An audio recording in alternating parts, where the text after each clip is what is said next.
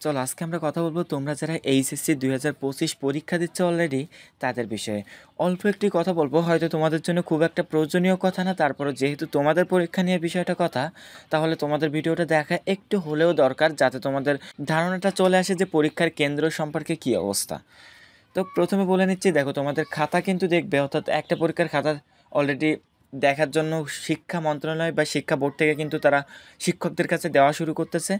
তো বাংলা প্রথম পত্র, তোমাদের এই বাংলা প্রথম পত্র খাতাটা যখন শিক্ষকদের কাছে আসতেছে এবং শিক্ষকদের কাছে শোনা হচ্ছে যে আপনারা কীভাবে দেখবেন, কেননা এবার শিক্ষা বোর্ড থেকে নির্দেশ দিয়েছে যে কোনোভাবে একটা শিক্ষার্থী যদি 31 পায় বা 32 পায় তাহলে তাকে সেখানে স্টপ করতে হবে। কোনোভাবে 1-2 নাম্বার তোমার নিজের হাত থেকে দিলে পাশ করিয়ে দেবা এমন কোনো সুযোগ এবছর নাই। এটা কিন্তু তোমাদের নিয়মে লেখা ছিল। তো আপাতত শিক্ষকরা কি করবে, শিক্ষকরা কিন্তু তারা এই নিয়ম মানবে না, কেননা তারা চায় প্রতিটা স্টুডেন্ট যারা 32 পায় তারা তো 33 এমনিতেই পাইয়ে দেওয়া উচিত, কেননা তারা তাদের চেষ্টা করেছে। এখন শিক্ষকরা হাতের 1-2 নাম্বার দিয়ে তাদেরকে কিন্তু পাস করিয়ে দেবে অথবা প্লাস পাইয়ে দেবে। তো এই নিয়ে টেনশন করার দরকার নাই, এই নিয়ম প্রায় প্রতি বছরই থাকে কিন্তু মান্য করা হয় না।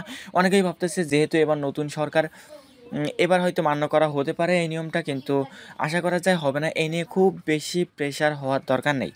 তো আমরা যে বিষয় নিয়ে আজকে কথা বলতে এসেছি সেটা একটু দেখি।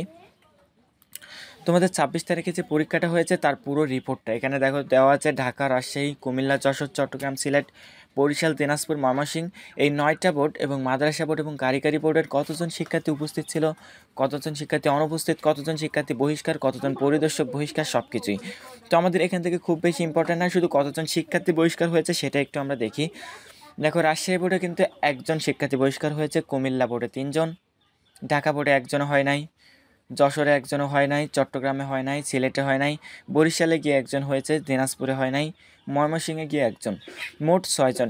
এই 9টা শিক্ষা বোর্ডে মোট সাসপেন্ড হয়েছে 26 তারিখের বাংলা প্রথম পত্র পরীক্ষায় 6জন শিক্ষার্থী। আর এখানে দেখো মাদ্রাসা বোর্ডে 24 জন শিক্ষার্থী বহিষ্কার হয়। এখানে কারিগরি বোর্ডে আছে 13 জন। মাদ্রাসা বোর্ডে সবসময় আমরা দেখি একটু বহিষ্কৃত সংখ্যা বেশিই থাকে। এখানে 24 জন। শিক্ষকের ক্ষেত্রে যদি আমরা দেখি কোনো পরিদর্শকই কিন্তু বহিষ্কার হয় নাই।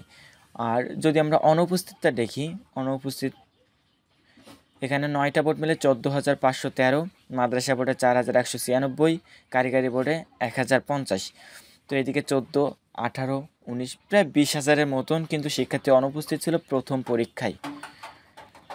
তো আপাতত এইসব বিষয় তোমাদেরকে খুব বেশি জানা প্রয়োজন না, তারপরে যেহেতু তোমাদের পরীক্ষা, তোমরা যদি ধারণা নাও যে আজকের পরীক্ষায় এতজন শিক্ষার্থী সাসপেন্ড হয়েছে বা এক্সপেল হয়েছে, তাহলে তোমরা কিন্তু ধারণা অনুযায়ী পরীক্ষার হলে সেরকম একটা পরিস্থিতি বা অবস্থা তৈরি করতে পারবে।